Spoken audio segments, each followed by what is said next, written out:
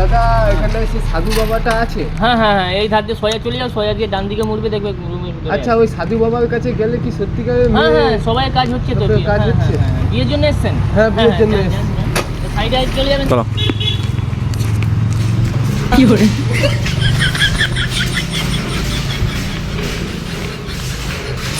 বাবা, এই আমি সুজন বলতেছি। কি সমস্যা? এই সমস্যা, আমার বিয়ে শাদী হচ্ছে না। হ্যাঁ, ওই জন্য একটু হাতটা দেখাতে এলাম। কি হাতটা?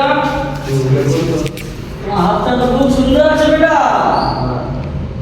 তোমার খুব সুন্দর নারী আসবে, রাশিয়ান আসবে, রাশিয়ান।